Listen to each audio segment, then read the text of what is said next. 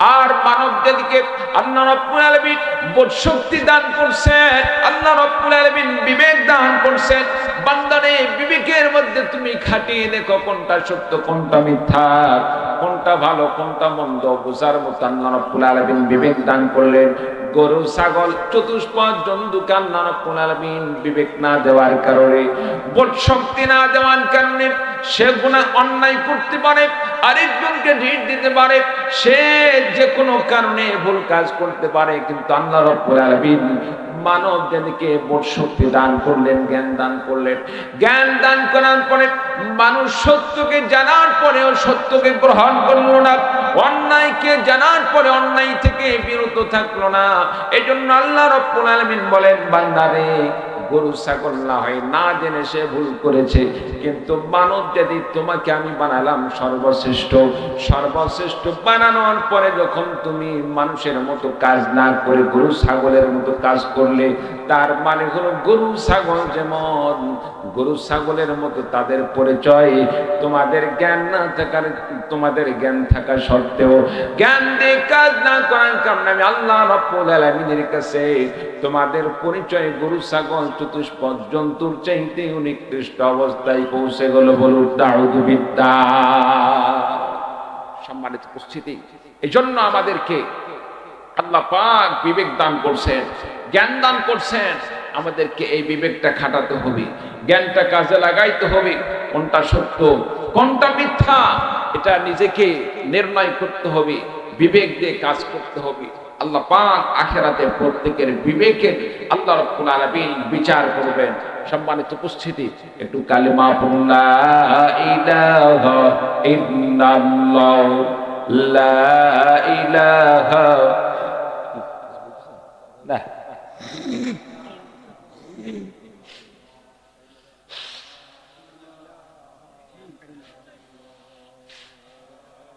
লা ইলাহা ইল্লাল্লাহু মুহাম্মাদুর রাসূলুল্লাহ। সকলে বলি সাল্লাল্লাহু আলাইহি ওয়াসাল্লাম। ভাই বিরক্ত হচ্ছে নাকি আপনারা? আছেন তো ইনশাআল্লাহ? একবার কোথায়? দোকানে? হ্যাঁ, দোকানদার ভাইরা যারা বসে আছেন, তারপরে দোকানে যারা বসে আছেন তাদেরকে একটু দিয়ে পাঠান রে ভাই। মাত্র আধা ঘন্টা 1 ঘন্টা সময় কোরআনের কথা শুনবেন।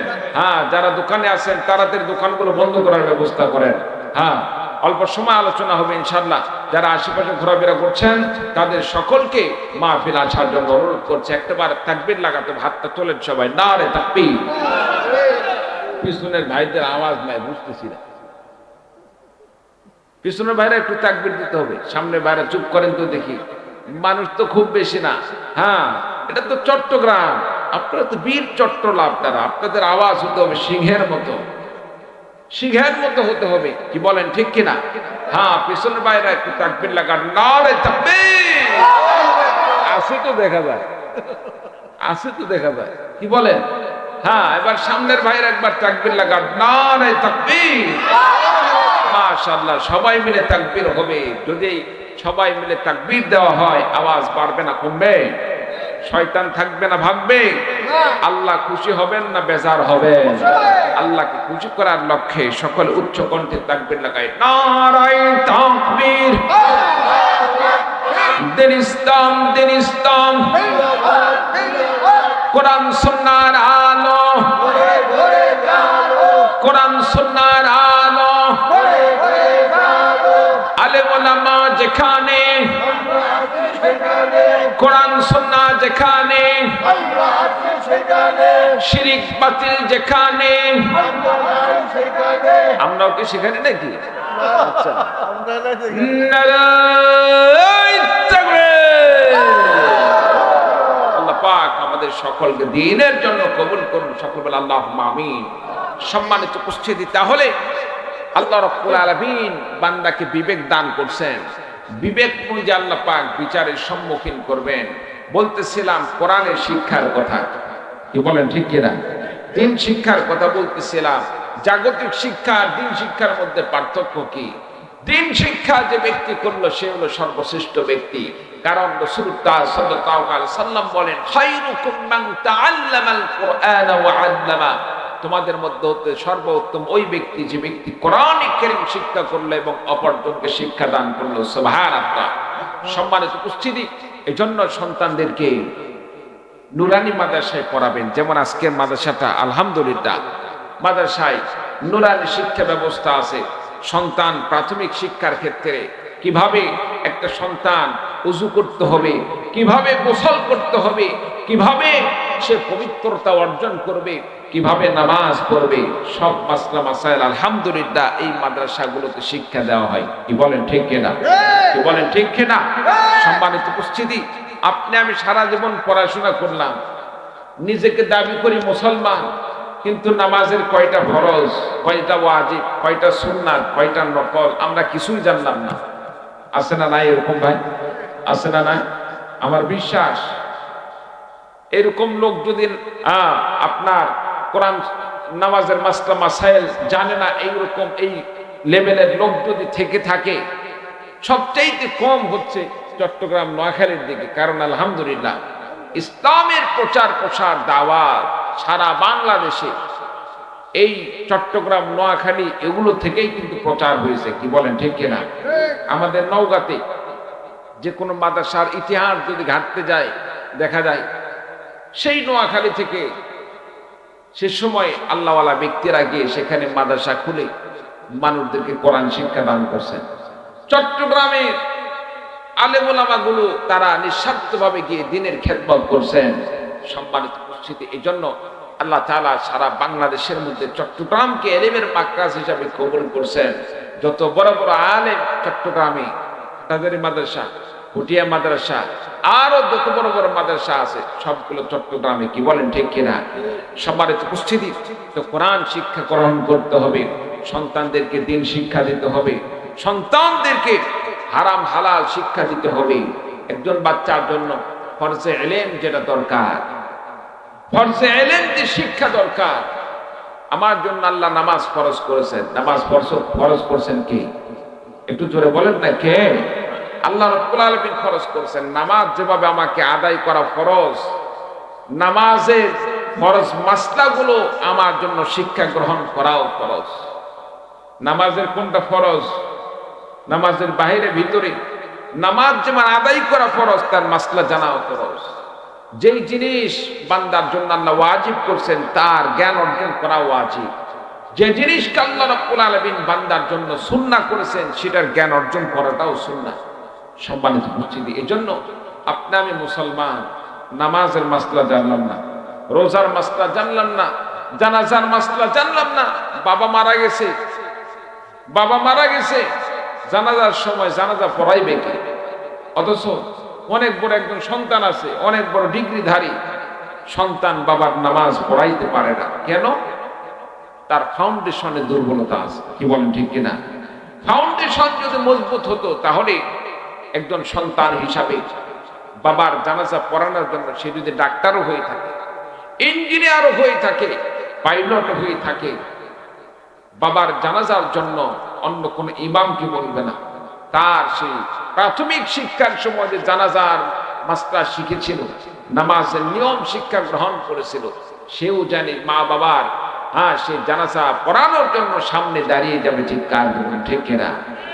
আপনার আমার জানাজার সময় আপনার আমার সন্তান উপস্থিত থাকতে অন্য কেউ এসে জানাজা পড়াক, এটাকে আমরা চাই নাকি? এটা কি চাই? না, এটা আমরা চাই না। তাহলে প্রত্যেকের সন্তানদেরকে এমন এলেম শিক্ষা দিতে হবে, জ্ঞান শিক্ষা দিতে হবে, যে জ্ঞানের ওসিলায় আমার ইন্তেকালের পরে আমার সন্তান যেন জানাজা পড়াতে পারে। চিৎকার দেবেন সুবহানাল্লাহ। আমার ভাইরা, আমার বন্ধুগণ, শুধু তাই নয়, আল্লাহর নবী, বিশ্ব নবী, নবী মুহাম্মদুর রাসূলুল্লাহ সাল্লাল্লাহু আলাইহি ওয়াসাল্লাম হাদিস শরীফের মধ্যে ঘোষণা দিয়ে বলেন, ফাদুল আলিমি আলাল আবিদি কাফাদুনি আলা আদনাকুম। একজন আলিমের মর্যাদা কেমন সে সম্পর্কে বিশ্ব নবীজি বলেন, ফাদুল আলিমি আলাল আবিদি কাফাদুনি আলা আদনাকুম। রে আমার সাহাবীরা শোনো, তোমাদের মধ্য থেকে সর্বনিম্ন মর্যাদার সাহাবী, সেই সাহাবীর কাছে আমি নবীজির মর্যাদা যেমন বেশি। একজন আলেমহীন, ইলমহীন আবেদের চাইতে একজন ইলমওয়ালা আবেদের মর্যাদা তোমাদের মধ্যে নিম্ন পর্যায়ের সাহাবীর চাইতে আমার মর্যাদা যেমন বেশি, ইলমহীন একজন আবেদের চাইতে ইলমওয়ালা আবেদের মর্যাদা আল্লাহ পাকের কাছে তেমনই বেশি। কার দেব বলুন সুবহানাল্লাহ। এইজন্য আমাদেরকে ইলম অর্জন করতে হবে। প্রিয় ভাই সব, একটি দ্বীনি মারকাজ মাদ্রাসা আল্লাহ রাব্বুল আলামিন যেখানে আল্লাহ পাক কবুল করেন সেখানেই মাদ্রাসা প্রতিষ্ঠিত হয়। আল্লাহ পাক কবুল না করলে মাদ্রাসা মসজিদ হয় না। সম্মানিত উপস্থিতি, আল্লাহ রাব্বুল আলামিন কবুল করেছেন, আপনাদের এলাকায় মাদ্রাসা তৈরি হয়েছে। এখানে যত ছাত্রগুলো কোরআন পড়বে, আপনি আমি যদি তাদের পাশ থেকে মাদ্রাসাকে হেল্প করে সহযোগিতা করি, ছাত্রদেরকে ভালো নজরে আমরা দেখাশোনা করি, আদর যত্ন সোহাগ দিয়ে সন্তানদের সাথে ভালো আচরণ করি, শিক্ষকদের সাথে ভালো আচরণ করি, আল্লাহ রাব্বুল আলামিন ইচ্ছা করলে এর ওসিলায় আখিরাতে আপনাকে আমাকে মাফ করে দিতে পারেন। বলেন সুবহানাল্লাহ। সম্মানিত উপস্থিতি, যারা কোরআন পড়বে আল্লাহ তো তাদেরকে মাফ করবেনই, কোরআন অনুযায়ী আমল করে চলবে তাদেরকে তো আল্লাহ পাক মাফ করবেন। সাথে সাথে সেই মাদ্রাসার প্রতিবেশী যারা আছে আশেপাশে, মাদ্রাসার সাথে ভালো আচরণের কারণে আল্লাহ তাআলা মাফ করবেন। কারণ আদ-দাল্লু আলাল খায়রি কাফাইলিহি, যে ব্যক্তি মানবদেরকে সৎপথ দেখালো, সৎপথ দেখানোওয়ালা ব্যক্তিকে আল্লাহ তাআলা সৎ কাজ করার মতো সওয়াব দান করেন। সুবহানাল্লাহ। মাদ্রাসার সাথে সৎ আচরণ করা, মাদ্রাসাকে সুদৃষ্টিতে দেখাশোনা করা, এটা ভালো মানুষের কাজ না খারাপ মানুষের কাজ? যারা বলেন ভালো মানুষ না খারাপ মানুষের? ভালো মানুষের কাজ। সুতরাং দ্বীনি প্রতিষ্ঠানের সাথে আমাদের সম্পর্ক বজায় রাখতে হবে। বজায় রাখতে লাভ কি? আমার ভাইরা, আমার বন্ধুগণ, বিশ্ব নবী সাল্লাল্লাহু আলাইহি সাল্লাম হাদিস শরীফের মধ্যে ঘোষণা দিয়ে বলেন, মান আহাব্বা আল মারউ মা'a মান আহাব্বা, দুনিয়াতে যে বান্দা যাকে ভালোবাসবে, যার সাথে ভালোবাসা রাখবে, তার হাসর নাসর হবে তার সাথে। আপনি আমি যদি দুনিয়াতে গান বাজনার সাথে ভালোবাসা রাখি, গান বাজনার সাথে যদি আপনার আমার সম্পর্ক থাকে, যারা দুনিয়াতে জেনার কাজে লিপ্ত থাকে, গুনার কাজে লিপ্ত থাকে, তাদের সাথে যদি আপনার আমার সম্পর্ক হয়, তাদের সাথে যদি ভালোবাসা হয়, আপনার আমার হাসর নাসর হবে ওই সমস্ত জাহান্নামী গান বাজনাওয়ালা মানুষদের সাথে, খারাপ মানুষদের সাথে।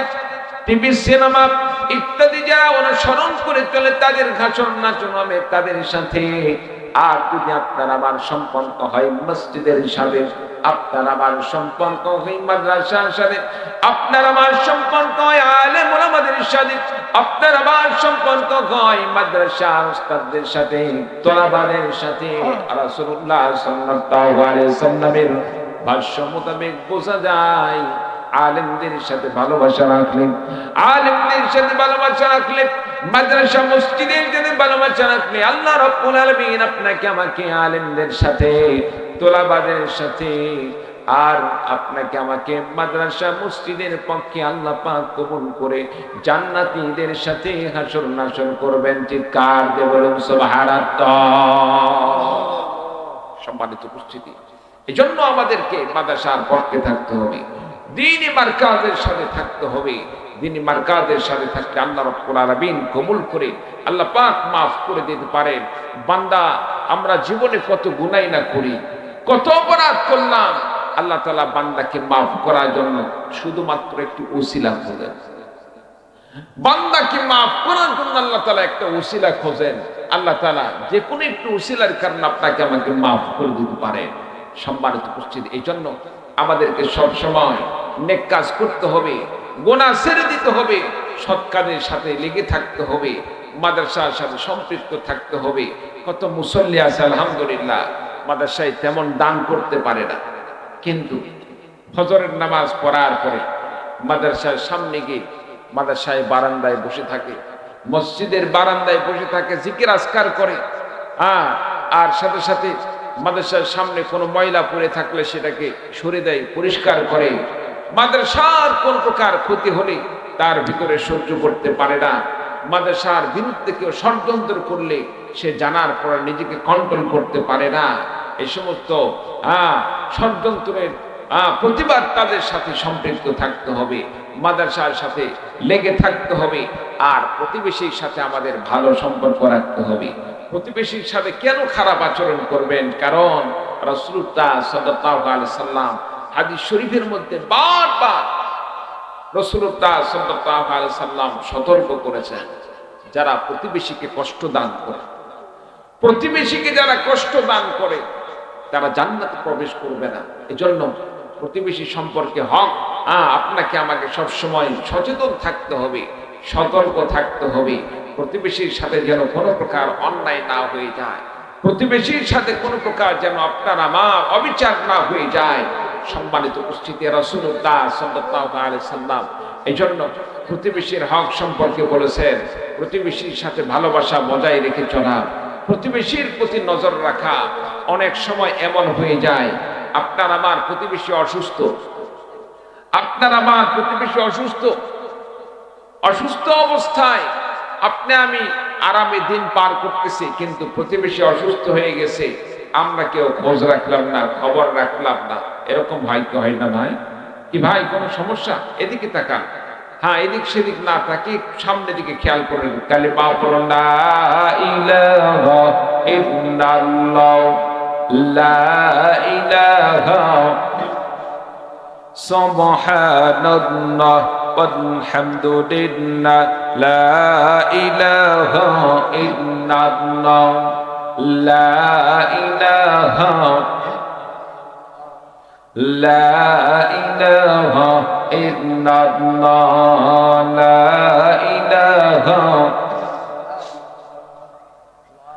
লা ইলাহা ইল্লাল্লাহ মুহাম্মাদুর রাসূলুল্লাহ। সকলে বলি সাল্লাল্লাহু আলাইহি ওয়াসাল্লাম। প্রিয় ভাই সব, এইজন্য বলতেছিলাম প্রতিবেশীর হক নষ্ট করা যাবে না, প্রতিবেশীর সাথে খারাপ আচরণ করা যাবে না। সম্মানিত উপস্থিতি, রাসূলুল্লাহ সাল্লাল্লাহু আলাইহি সাল্লাম প্রতিবেশীর সাথে সৎ ব্যবহার করার জন্য নির্দেশ প্রদান করেছেন। হতে পারে আপনার প্রতিবেশী গরিব মানুষ, এ বলে তার সাথে আপনি অন্যায় করবেন, জুলুম করবেন, নির্যাতন করবেন, আল্লাহ পাক সহ্য করবেন না। চিৎকার দেবেন ঠিক কিনা? কারণ আল্লাহ রাব্বুল আলামিন জালেমদের পক্ষে না, আল্লাহ পাক মাজলুমদের পক্ষে। রাসূলুল্লাহ সাল্লাল্লাহু আলাইহি সাল্লাম হাদিস শরীফের মধ্যে বলেন, সালাতু দাওয়াতিন মুস্তাজাবাতুন, এমন তিন শ্রেণীর ব্যক্তি রয়েছে, তিনজন ব্যক্তি যাদের দোয়া আল্লাহ পাকের কাছে কবুল হয়ে যায়, যাদের দোয়া আল্লাহ তাআলা ফিরিয়ে দেন না, আল্লাহ পাক তাদের দোয়াকে কবুল করেন। সালাতু দাওয়াতিন মুস্তাজাবাতুন লা শাক্কা ফীহিন্না দাওয়াতুল ওয়ালিদ, এক নাম্বার পিতামাতার দোয়া, দাওয়াতুল মুসাফির, দুই নাম্বার মুসাফির ব্যক্তির দোয়া, তিন নাম্বার দাওয়াতুল মাজলুম, নির্যাতিত ব্যক্তির দোয়া। আপনি আমি যদি কোন মানুষের উপর অন্যায় ভাবে, আপনার আমার গায়ে শক্তি আছে, আপনার আমার ক্ষমতার পাওয়ার আছে, আপনার আমার জনবল আছে, একজনের উপর যদি অন্যায় ভাবে আমি নির্যাতন করি, জুলুম করি, আল্লাহ রাব্বুল আলামিন ওই মাজলুম ব্যক্তি যদি আল্লাহ পাকের কাছে দোয়া করে, আল্লাহ পাক তার দোয়া কবুল করবেন। আল্লাহ পাক তার দোয়া কবুল করলে আপনাকে দুনিয়াতেও শাস্তি দিতে পারে। দুনিয়াতে যদি আপনার বিচার না হয়, তবে মনে রাখেন একজন মানুষের হক নষ্ট করার কারণে আখিরাতে আল্লাহ পাকের বিচারের সম্মুখীন হতে হবে। চিৎকার দেবেন ঠিক না? এজন্য মানুষের হক নষ্ট করা যাবে না, মানুষের সাথে খারাপ আচরণ করা যাবে না, প্রতিবেশীর হক নষ্ট করা যাবে না। আমরা অনেক সময় হয় কি, মনে করেন আমি 5 তলা বিল্ডিং করলাম, 5 তলা বিল্ডিং করার পরে আমার পাশে কোন ব্যক্তির জায়গা জমি আছে, আল্লাহ তাআলা তাকে সে পরিমাণ সম্পদ দান করেন না, না থাকার কারণে টিনের একটি কুঁড়ো ঘর করে থাকে।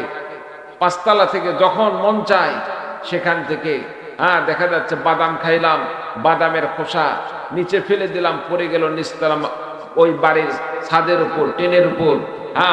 ভাত খাওয়ার পরে পানি আর কোথায় ফেলবো, জানালাতে ফিকে মারলাম, পড়ে গেল সেই দুর্বল মানুষের বাড়ির উপর।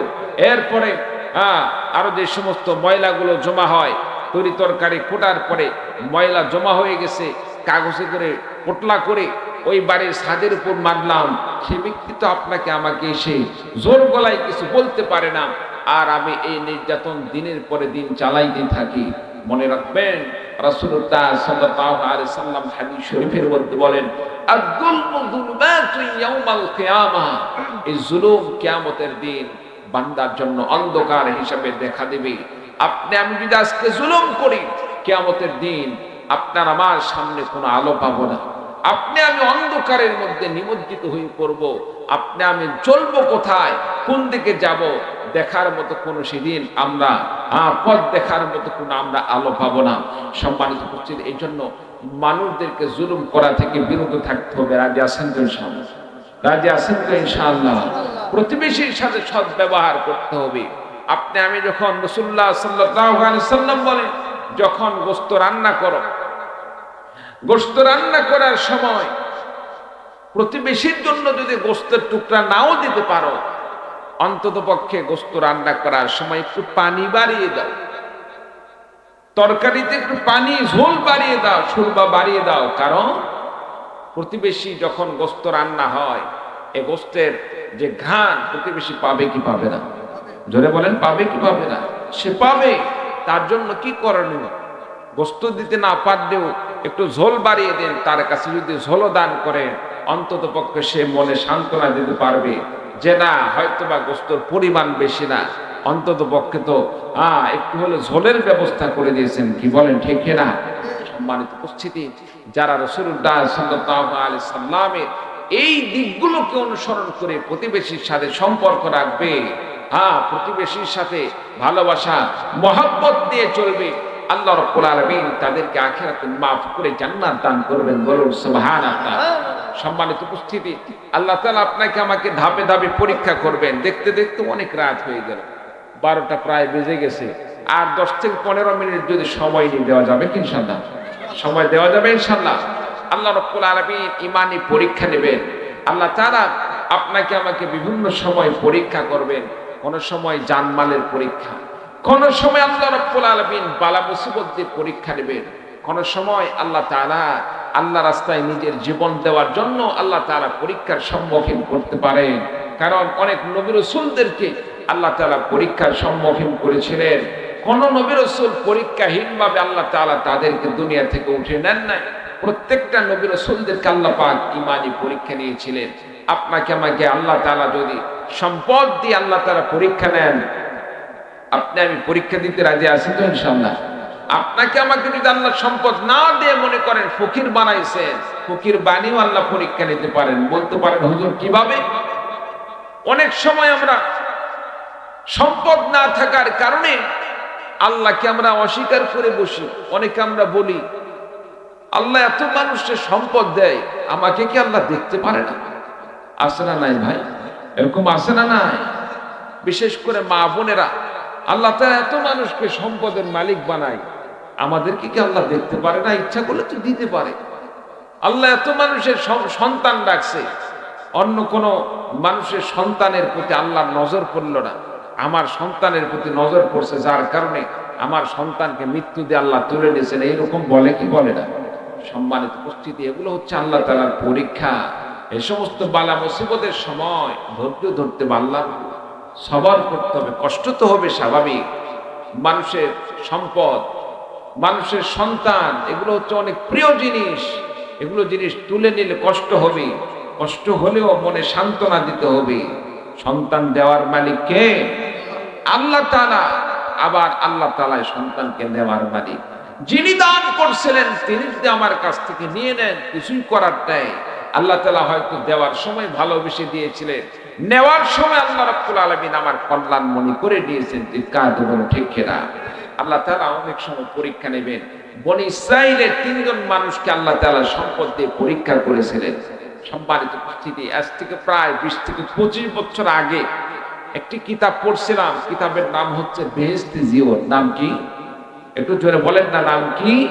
বেহেশতে জিওর। যে কিতাবকে বিশেষ করে কওমি মাদ্রাসায় উর্দুখানার বছরে আমাদের মেখল মাদ্রাসা আর ইত্যাদি এগুলো মাদ্রাসাগুলোতে পড়ানো হয়।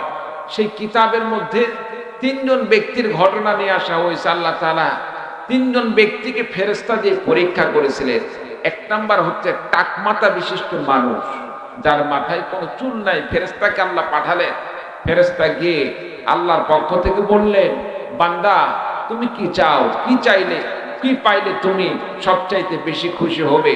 সম্মানিত উপস্থিতি, টাকওয়ালা মানুষ, এদেরকে একটু থামান, এই যে একেবারে ঝামেলা করে ফেলে দিচ্ছে। সম্মানিত উপস্থিতি, একেবারে একটু তারা, হ্যাঁ। তো টাকমাথা বিশিষ্ট মানুষের কাছে গিয়ে জিজ্ঞেস করা হলো, আপনি কি চান, কি পাইলে খুশি হবেন? লোকটি একেবারে ভাঙ্গা হৃদয়ে বলা শুরু করলো, দুনিয়ার সমস্ত মানুষের মাথায় চুল আছে, আমার মাথায় চুল নাই। মানুষটা বড় আমাকে ঘৃণা করে, মানুষের পাশে আমি দাঁড়াইতে পারি না, আমি মানুষের কাছে গেলে লজ্জা লাগে, আমাকে দেখে অনেকে চলে যায়, আমাকে দেখে হাসি তামাশা করে। টাকমাথা দেখলে অনেক সময় হাসি তামাশা করে কিনা, ধরে বলেন করে কিনা? এখন কিছু ভিডিও দেখা যায়, কিছু ভিডিওর মধ্যে দেখা যাচ্ছে স্টেডিয়াম মাঠে খেলা দেখতে গেছে, কিছু টাকমাথা বিশিষ্ট মানুষ স্টেডিয়াম মাঠে খেলা দেখতে গেছে। খেলা দেখতে গিয়ে পিছন থেকে আরেকজন ক্যামেরা দিয়ে ভিডিও করতেছে। একজন তো খেলা দেখতেছে, স্টেডিয়াম পুরা খালি জায়গা। স্টেডিয়ামে কি আপনার বড় বড় কি ঘাস থাকে নাকি? থাকে না। স্টেডিয়ামে খেলা দেখতে গেছে, তো যে ব্যক্তি খেলা দেখতেছে মনে করেন তার মাথায় কোনো চুল নাই। পেছন থেকে তৃতীয় আরেকজন ব্যক্তি মোবাইলে ভিডিও করতেছে। ভিডিওর মধ্যে সে আবার বলতেছে, খেলা দেখতে আসলাম এক স্টেডিয়ামে, স্টেডিয়ামে খেলা দেখতে আসে দ্বিতীয় আর একটা স্টেডিয়ামে দেখা মিলল। এরকম আছে না নাই? জোরে বলেন আছে না নাই? সম্মানিত উপস্থিতি, তো আসলেই মানুষরা এগুলো কিনে এক প্রকার টিটকারি করে থাকে, তাদেরকে বিভিন্ন ভাবে উপহাস করে থাকে। চুল দেওয়ার মালিক কে? জোরে বলেন কে? আল্লাহ রাব্বুল আলামিন। আবার আল্লাহ তাআলা ইচ্ছা করলে চুল উঠেও নিতে পারেন। আমার মাথাতেও তো এক সময় আলহামদুলিল্লাহ পুরা মাথা ঢাকা ছিল, দিন যাচ্ছে আস্তে আস্তে চুল উঠে যাচ্ছে। এটা হতেই পারে, কি বলেন ঠিক কিনা? সম্মানিত উপস্থিতি, আল্লাহ তাআলা যখন যে অবস্থায় রাখবে সে অবস্থায় শুকরিয়া আদায় করতে হবে। তো মানুষের চাহিদা হচ্ছে মাথায় যদি চুল বেশি থাকে তাহলেই ভালো লাগে, চুল না থাকলে নিজেকে একটু খারাপ মনে লাগে। এর মতো চুলে ভরপুর করে দিত কতই না ভালো হতো, মানুষরা আমাকে ঘৃণা করতো না, আমাকে ভালো লাগতো। আল্লাহর ফেরেশতা তার মাথায় হাত খুলে দোয়া করে দিলেন, আল্লাহ পাক সঙ্গে সঙ্গে তার মাথায় পরিপূর্ণ চুলে ভরপুর করে দিলেন। যে কার বলুন সুবহানাল্লাহ। আল্লাহ পাক পারেন কি পারেন না ভাই? জোরে বলেন পারেন কি পারেন না? আল্লাহ পাক সব কিছু করতে পারে। বন্ধুরা আমার, ফেরেশতা এবার লোকটিকে বললেন, আল্লাহ রাব্বুল আলামিন আপনার মাথায় চুলে ভরপুর করে দিয়েছেন, আপনার মাথায় চুলে ভরপুর হয়ে গেছে, আর তো কোনো চিন্তার কারণ নেই। এখন জানতে চাই আপনি কি চান? আপনার প্রথম দাবি পূরণ হয়ে গেছে, এরপরে আপনার কি দাবি, কি পাইলে আপনি বড় খুশি হবেন? লোকটি বললেন, আমাকে যদি আল্লাহ রাব্বুল আলামিন একটি উটনির ব্যবস্থা করে দিতেন, আল্লাহ পাক একটি উটনি দান করলে, একটি উট দান করলে আমি বড় উপকৃত হতাম। ফেরেশতার সঙ্গে সঙ্গে আল্লাহ রাব্বুল আলামিনের পক্ষ থেকে ওই বান্দাকে সঙ্গে সঙ্গে একটি গাভীন উটনির ব্যবস্থা করে দিলেন। চিৎকার দিয়ে বলুন সুবহানাল্লাহ। যে মানুষের কোনো সম্পদ নাই, কিছুই নাই, হঠাৎ করে যদি একটা উট পায়, মনটা বড় খুশি হবে কি হবে না? জোরে বলেন হবে কি হবে না? এখন বর্তমান সমাজে আমরা বিশেষ করে ইউটিউবার ভাইদেরকে আমরা দেখি, অনেক গরিব দুঃখী মানুষ বাজারে ঘাটে চলে, বাড়িতে আজকে দেখলাম একজন বয়স্ক মানুষ 5 বছর ধরে বড় মাছ খায় নাই, 5 বছর যাবৎ বড় মাছ খায় নাই। একটা বড় মাছ খাওয়া মানুষের জীবনে একটা স্বপ্ন থাকে কি থাকে না? সম্মানিত উপস্থিতি, 5 বছর পর্যন্ত সে বড় মাছ খায় না। যার কারণ তাকে গিয়ে বললেন, আপনি কি চান, আপনি কি পাইলে বড় খুশি হবেন? ইউটিউবার কাছে সে বলতেছে, আমি 5 বছর ধরে বড় কোনো মাছ খাই নাই, একটা যদি বড় মাছ কিনে দেওয়া যায় তো বড় ভালো লাগতো।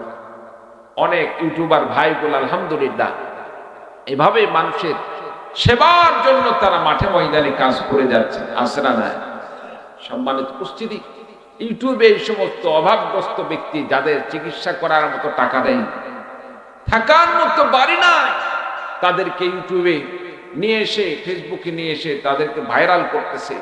আলহামদুলিল্লাহ, তাদের ঠিকানা অনুযায়ী বিভিন্ন জায়গা থেকে হাজার হাজার লক্ষ লক্ষ টাকা আয়ের ব্যবস্থা হচ্ছে, পরবর্তী তাদের থাকার ব্যবস্থা হচ্ছে, খাবারের ব্যবস্থা হচ্ছে।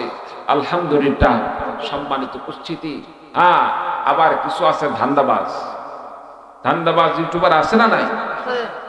গরিব দুঃখীকে সামনে নিয়ে এসে ফোকাস করে নিজের নাম্বার, অ্যাকাউন্ট নাম্বার দেয়, নিজের বিকাশ নাম্বার দিয়ে মানুষদের সামনে দেখালো গরিব দুঃখীদেরকে। আর মানুষটা যখন আবেগ নিয়ে যখন টাকা দেওয়ার সিদ্ধান্ত নেয়, ওই মোবাইল নাম্বারে কিংবা ব্যাংক অ্যাকাউন্টে টাকা পাঠায়, তার পকেটে ঢুকে যায়, তখন আর গরিব মানুষের কথা মনে থাকে না। ইউটিউব থেকে লক্ষ লক্ষ টাকা কামাই করে বড় বড় গাড়ি বাড়ি করে। আছে না না এরকম? সম্মানিত উপস্থিতি, আল্লাহ তাআলা দুটাই সুযোগ দিয়ে রাখছেন।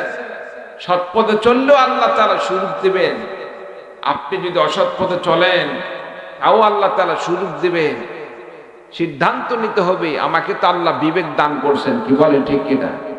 অন্যায় করলে দুনিয়াতে যদি ধরা নাও খায়, আখিরাতে কিন্তু আপনাকে আমাকে ধরা খেতেই হবে, ঠিক বলেন ঠিক কিনা? সম্মানিত উপস্থিতি, তো বলতেছিলাম আল্লাহ তাআলা ফেরেশতার মাধ্যমে তাকে একটি উটনির ব্যবস্থা করে দিলেন। মনে করেন অনেক দিন হয়ে গেল, একটি উটনি থেকে বাচ্চা হতে হতে অনেক বড় একটি উটের পালে পরিণত হয়ে গেল, শত শত উট তৈরি হয়ে গেল। সম্মানিত উপস্থিতি, ফেরেশতা সেখান থেকে চলে গেলেন দ্বিতীয় ব্যক্তির কাছে। দ্বিতীয় ব্যক্তি হচ্ছে কুষ্ঠরোগালো, যার গায়ে কুষ্ঠরোগা, সাদা যে ধবধবা ধবল রোগ যেটাকে বলা হয়। আপনার আমার পাশে বসলে অনেক সময় হয়তো আমাদেরকে খারাপও লাগতে পারে। একজন কুষ্ঠরোগা লোক দেখলে স্বাভাবিকভাবে মানুষের মধ্যে, সুস্থ মানুষের চাইতে একটু ভিন্ন রকম হলে মানুষটা তার কাছে থাকতে চায় না, কি বলেন ঠিক না? কুষ্ঠরোগা মানুষের কাছে গিয়ে বললেন, আপনি কি পাইলে বেশি খুশি হবেন? মনে করেন লোকটি কান্নার স্বরে মনে বড় ব্যথা নিয়ে তার কাছে আবেদন করলো, এই যে আমার শরীরে দেখতে পাচ্ছেন কুষ্ঠরোগ, মানুষ বড় ঘৃণা করে, আমি যেখানে বসি মানুষ সেখান থেকে উঠে যায়, আমার পাশে কেউ বসতে চায় না। আল্লাহ তাআলা যদি আমাকে এই রোগটা ভালো করে দিতেন, আমার বড় উপকার হতো। মানুষের সাথে আমি মেলামেশা করতে পারতাম, ওঠা বসা করতে পারতাম, মানুষ ঘৃণা করতো না। ফেরেশতা দোয়া করার সঙ্গে সঙ্গে আল্লাহ রাব্বুল আলামিন তার এই কুষ্ঠ রোগকে ভালো করে দিলেন। চিৎকার করে বলেন সুবহানাল্লাহ। আমার ভাইরা, আমার বন্ধুগণ, ফেরেশতা এবার তাকে জিজ্ঞেস করলেন, আল্লাহ রাব্বুল আলামিন আপনার কুষ্ঠ রোগকে ভালো করে দিয়েছেন, এবার জানতে চাই আপনার মনের চাহিদা কি, আপনি কি চান? এবার লোকটি বললেন, আল্লাহ রাব্বুল আলামিন যদি আমাকে একটি গরুর ব্যবস্থা করে দিত, আল্লাহ পাক একটি গরুর ব্যবস্থা করে দিত, আমি বড় উপকৃত হতাম। আমার বন্ধুগণ, ফেরেশতার সঙ্গে সঙ্গে আল্লাহ রাব্বুল আলামিনের পক্ষ থেকে একটি গাভীর ব্যবস্থা করে দিলেন। আমার ভাইরা, আমার বন্ধুগণ, অল্প সময়ের মধ্যে সেই গাভীটা বাচ্চা দিতে দিতে ওয়ান ব্যান হতে হতে এত বেশি পরিমাণ গরু সেখানে আল্লাহ পাক ব্যবস্থা করে দিলেন, বিশাল বড় গরুর একটি পাল হয়ে গেল। 3 নম্বরে আল্লাহর ফেরেশতা এবার পরীক্ষা করার জন্য 3 নম্বর ব্যক্তির কাছে গেলেন। 3 নম্বর ব্যক্তি ছিল অন্ধ, যে লোকটি চক্ষু দিয়ে দুনিয়ার কোনো কিছু দেখতে পারে না। ফেরেশতা কি তার কাছে জিজ্ঞাসা করলেন, আপনি কি চান, কোন জিনিস পাইলে আপনি বড় খুশি হবেন? লোকটি বললেন, মানুষেরা দুনিয়ার এই সুন্দর চাকচিক্যময় দুনিয়াকে দেখে আমি তো দেখতে পারি না, মানুষদের মতো আমার দুটি চক্ষু যদি ভালো হয়ে যেত আমি বড় উপকৃত হতাম, আমি তাদের মতো এই দুনিয়াকে দেখতে পাইতাম। আমাকে যদি আল্লাহ রাব্বুল আলামিন, ভাই কোন সমস্যা? একটু কথা কম বলেন, আলোচনার সমস্যা না। সাইড সুইড থেকে কথা বললে আপনার হয়তো অজান্তে বলতেছেন, কিন্তু আমাদের কাছে একটু সমস্যা হয়। কথা থাকলে একটু ডাকালে কানে বলেন।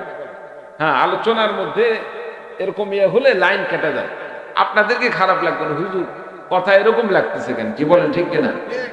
সম্মানিত উপস্থিতি, তো তো 3 নম্বর ব্যক্তির কাছে যাওয়া হলো। 3 নম্বর ব্যক্তি তার দাবি হচ্ছে আমার দৃষ্টিশক্তি যদি আল্লাহ তাআলা ফিরিয়ে দেন। ভাই কষ্ট পাচ্ছেন নাকি? আচ্ছা যাই হোক, হ্যাঁ 3 নম্বর ব্যক্তি বললেন আমাকে যদি আল্লাহ দৃষ্টিশক্তি ফিরিয়ে দিত কতই না ভালো হতো। ফেরেশতা দোয়া করে দিলেন, আল্লাহ পাক তাকে দৃষ্টিশক্তি ফিরিয়ে দিলেন, সুন্দর চোখের ব্যবস্থা করে দিলেন। বলুন সুবহানাল্লাহ। আমার ভাইরা, আমার বন্ধুগণ, ফেরেশতা জিজ্ঞেস করলেন, আল্লাহ রাব্বুল আলামিন আপনার চক্ষুকে ফিরিয়ে দিয়েছেন, দৃষ্টিশক্তি ফিরিয়ে দিয়েছেন, এখন আপনি কি চান? কি পাইলে আপনি বড় খুশি হবেন? 3 নম্বর লোকটি বললেন, আল্লাহ রাব্বুল আলামিন যদি আমাকে একটি ছাগলের ব্যবস্থা করে দিত আমি বড় উপকৃত হতাম। বন্ধুরা আমার, এখান থেকে প্রমাণ হয়ে যায় কোন ব্যক্তির মনের চাহিদা পূরণ হয় উট পাওয়ার মাধ্যমে, কোন মানুষের মনের চাহিদা পূরণ হয় একটি গরু পাওয়ার মাধ্যমে, আবার কোন মানুষ এমন রয়েছে যদি একটি ছোট্ট ছাগল পায়, ছাগল পাওয়ার মাধ্যমেও তার মনের তৃপ্তি অর্জন হতে পারে। এই জন্য আল্লাহ রাব্বুল আলামিন দুনিয়ার মানুষদেরকে এমন একটি মন দান করলেন, কোন মানুষ অল্পে তুষ্ট হয়, আবার কোন মানুষ রয়েছে অঢেল সম্পত্তির মালিক হয়েও তারা তৃপ্তি অর্জন করতে পারে না, অঢেল সম্পত্তির মালিক হওয়ার পরেও তারা তৃপ্ত হতে পারে না। আল্লাহ পাক কাউকে ছোট্ট একটি বাড়ির মালিক বানিয়ে দিয়েছেন, সেটা দিয়ে সন্তুষ্ট থাকে। আবার এমন কোন মানুষ রয়েছে আল্লাহ রাব্বুল আলামিন 10 তলা 20 তলা পর্যন্ত আল্লাহ রাব্বুল আলামিন তাকে টাওয়ার করার তৌফিক দান করেছেন, লক্ষ লক্ষ কোটি কোটি টাকার মালিক বানিয়েছেন, তারপরেও মনে তৃপ্ত হয় না। আরো যদি 10 লক্ষ 10 কোটি টাকার মালিক হতাম কতই না ভালো হতো। এইরকম মনের আশার মানুষ আছে না নাই? আল্লাহ রাব্বুল আলামিন এরকম অনেক মানুষ রেখেছেন। আমার বন্ধুগণ, 3 নম্বর ব্যক্তি বললেন, আল্লাহ রাব্বুল আলামিন যদি একটি ছাগল দান করতেন আমি বড় খুশি হতাম। আল্লাহ পাকের ফেরেশতা তাকে একটি ছাগল দান করলেন, ছাগল নিয়ে সে বড় তৃপ্তি অর্জন করলো, খুশি হয়ে গেল। অনেকদিন পরে ছাগল থেকে বাচ্চা হতে হতে মনে করেন মাঠটা ভরে গেল, অনেকগুলো ছাগলের পালে পরিণত হয়ে গেল। দীর্ঘদিন পর্যন্ত আল্লাহ রাব্বুল আলামিন দীর্ঘদিন পর ফেরেশতাকে আবার এই 3 জন ব্যক্তির কাছে পাঠাইলেন ঈমানি পরীক্ষা করার জন্য। তারা কি সেই দুর্দিনের কথা ভুলে গিয়েছে নাকি সেদিনের কথা তাদের মনে আছে? আল্লাহ রাব্বুল আলামিন তাদেরকে পরীক্ষা করার জন্য তাদের কাছে পাঠাইলেন। ফেরেশতা এবার মুসাফিরের রূপ ধারণ করে প্রথম ব্যক্তির কাছে গেলেন, তাকওয়ালা বিশিষ্ট মানুষের কাছে গেলেন। যাওয়ার পরে বললেন, আমি একজন মুসাফির মানুষ, আমার সব সামান সব হারিয়ে ফেলেছি। এমন একটি দিন ছিল আপনার সম্পদ ছিল না, আপনার মাথা বড় টাক ছিল, আল্লাহ পাক সুস্থ করে দিয়েছেন। আল্লাহ রাব্বুল আলামিন সে সময় আপনাকে একটি উটনির ব্যবস্থা করে দিয়েছিলেন, সেখান থেকে আল্লাহ পাক আপনার এই উটের মধ্যে বরকত দান করেছেন। আল্লাহ পাক বড় উটের পাল ব্যবস্থা করে দিয়েছেন। আমি বিপদগ্রস্ত ব্যক্তি, আমাকে যদি সেখান থেকে একটি উটের ব্যবস্থা করে দেওয়া যাইত আমি বড় উপকৃত হইতাম। লোকটি সঙ্গে সঙ্গে অস্বীকার করে বসলো যে না, কখনো এটা হতে পারে না, আমি তো এটা কোন মানুষের সহযোগিতায় অর্জন করি নাই। এই উটের পালটা প্রকৃতপক্ষে আমি পৈতৃক সম্পত্তি হিসাবে সেই শুরুকাল থেকে পেয়েছি। আমার এটা নতুন কিছু নয়, আগে থেকে আমি এতগুলো উটের মালিক, এতগুলো উটের মালিক। আমার ভাইরা, আমার বন্ধুগণ, এভাবে সে ফেরেশতার কাছে অস্বীকার করে বসলো। চিৎকার দিয়ে বলুন নাউযুবিল্লাহ। অতীতের কথা ভুলতে নেই, অস্বীকার করতে নেই, কারণ আল্লাহ রাব্বুল আলামিন মানুষকে সুদিন দান করে, অতীত থেকে শিক্ষা গ্রহণ করে সুদিনের সময় অতীতের উপর আপনাকে শুকরিয়া আদায় করার জন্য। কারণ কষ্টের দিন থেকে যখন সুখের দিন আসে মনে করতে হবে এটা আল্লাহ পাকের পক্ষ থেকে আপনার প্রতি রহম করা হয়েছে। চিৎকার দেবেন ঠিক কিনা? আর যে ব্যক্তি অতীতের কথা ভুলে যায়, সুদিন পাওয়ার পরে সে অহংকার গর্বে ফেটে পড়ে, সে আল্লাহ তাআলার নাশুকরিয়ার মধ্যে লিপ্ত হয়ে যায়। সম্মানিত উপস্থিতি, এবার ফেরেশতা 2 নম্বর ব্যক্তির কাছে গিয়ে বললেন, আল্লাহ রাব্বুল আলামিন আপনাকে অনেক সম্পদের মালিক বানিয়েছেন, আল্লাহ পাক আপনাকে সম্পদ দান করেছেন, এক সময় কিছু ছিল না, এতকৃত হতাম।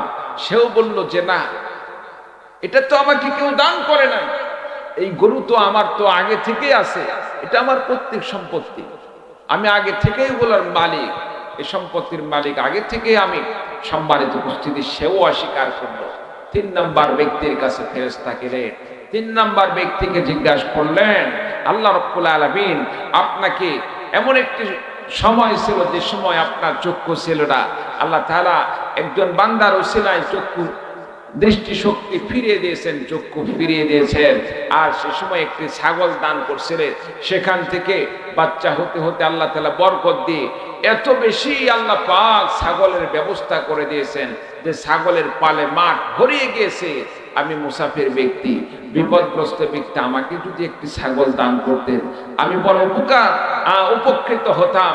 সম্মানিত উপস্থিতি, 3 নম্বর ব্যক্তি বললেন যে না, অবশ্যই আমার মনে পড়ছে সেদিনের কথা, আমার কোনো সম্পদ ছিল না, আমার চক্ষু ছিল না, আল্লাহ তাআলা একজন ব্যক্তির ওসিলায় আমাকে চক্ষু ফিরিয়ে দিয়েছেন, দৃষ্টি শক্তি ফিরিয়ে দিয়েছেন। আমার কোনো ছাগল ছিল না, কোনো সম্পদ ছিল না, সে সময় একটি ছাগল দিয়ে গিয়েছিল, সেখান থেকে বাচ্চা হতে হতে আজকে মাঠ ভরে গেছে। একটা ছাগল নয়, যদি আপনার মন চায় সব ছাগলগুলো নিয়ে যেতে, আমার সমস্ত ছাগল আপনি নিয়ে যেতে পারেন, চিৎকার দেবেন সুবহানাল্লাহ। সম্মানিত উপস্থিতি, 3 জন ব্যক্তির পরীক্ষা হয়ে গেল।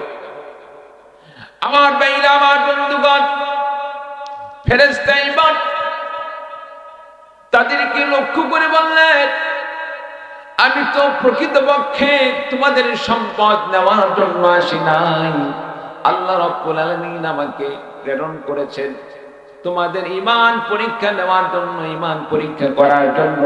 বিপদের সময় আল্লাহ রাব্বুল আলামিন সম্পদের মালিক বানিয়ে দিয়েছেন, রোগ থেকে আল্লাহ রাব্বুল আলামিন সুস্থতার ব্যবস্থা করে দিয়েছেন। আল্লাহ পাকের পক্ষ থেকে সেই তোমাদের দুর্দিনের সেই আল্লাহ পাকের রহমতের কথা মনে আছে না নাই?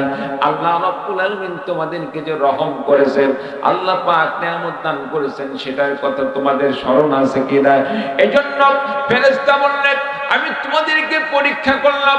3য় জন ব্যক্তি সেই ঈমানি পরীক্ষায় পাস করেছেন, আল্লাহ রাব্বুল আলামিন তাকে পরীক্ষায় পাস করিয়েছেন। আল্লাহ পাক তার সম্পদের মধ্যে বরকত দিয়ে দিবেন। আর প্রথমের 2 জন তারা পরীক্ষার মধ্যে ফেল করেছে, এইজন্য আল্লাহ রাব্বুল আলামিন তাদেরকে তাদের সমস্ত সম্পদগুলোকে নিঃশেষ করে দিয়ে আগের অবস্থায় তাদেরকে আবার ফিরিয়ে দেওয়ার ব্যবস্থা করে দিলেন। বলুন আউযু বিল্লাহ। সম্মানিত উপস্থিতি, এই জন্য আল্লাহ পাক বিভিন্ন সময় বিভিন্ন ভাবে পরীক্ষা নেবে, ঈমানি পরীক্ষা আসবে। হতে পারে এটা সম্পদ দিয়ে হতে পারে, আবার হতে পারে কোন সময় আল্লাহ রাস্তায় নিজের রক্ত দেওয়া লাগতে পারে, নিজের জীবন দেওয়া লাগতে পারে, নিজের সন্তানকে আল্লাহ রাস্তায় কুরবানি করে দেওয়া লাগতে পারে। আল্লাহ রাস্তায় যদি নিজের সব কিছুকে কুরবানি করার প্রয়োজন হয়, আল্লাহ রাস্তায় কুরবানি করতে কোন কোন ভাই প্রস্তুত আছেন? দুহাত তো আল্লাহকে দেখিয়ে দিই। নারে তাকবীর, নারে তাকবীর। বাস তোমার আল্লাহ পাক কবুল করুন, আমিন। প্রিয় ভাই সব, আজকে যে মাহফিল, মাদ্রাসার মাহফিল, একটি মাদ্রাসা, আমাদের সাধারণত মাদ্রাসা মাহফিলগুলো মাদ্রাসাগুলো হয়ে থাকে জীর্ণ শীর্ণ মাদ্রাসা। এগুলো আপনার আমার দান খয়রাতের মাধ্যমে চলে। গরিব দুঃখী এতিম বাচ্চা কাচ্চা পড়াশোনা করার জন্য আসে, অনেক ধনী ফ্যামিলির সন্তানরাও আসে, তাদের জন্য আলহামদুলিল্লাহ সুন্দর পড়াশোনার ব্যবস্থা থাকে। তবে গরিব দুঃখী যারা থাকে তাদের শিক্ষা দীক্ষার জন্য চেষ্টা করা, আপনি আমি মুমিন হিসাবে, মুসলমান হিসাবে আমাদের সকলের কর্তব্য। চিৎকার দেব ঠিক কিনা? আর বলো ঠিক কিনা? সম্মানিত উপস্থিতি, হ্যাঁ, কালেকশন দরকার আছে? হ্যাঁ আছে। আচ্ছা, আপনারা যদি করেন, যদি বলেন যে হুজুর কিছু করে দেন, তাহলে আমি করতে পারি, কারণ পরিবেশ আপনাদের। আচ্ছা, হ্যাঁ, যেহেতু সময় অনেক রাত হয়ে গেছে, দীর্ঘ সময় নয়। সম্মানিত উপস্থিতি, মাদ্রাসার জন্য কোন ভাই আছেন দেখি? আমি মুসাফির ব্যক্তি, সেই সুদূর নওগাঁ থেকে আসছি। আল্লাহ তাআলা সম্পদের মালিক বানিয়ে দিয়েছেন। আল্লাহর ঘর, আল্লাহর নবীর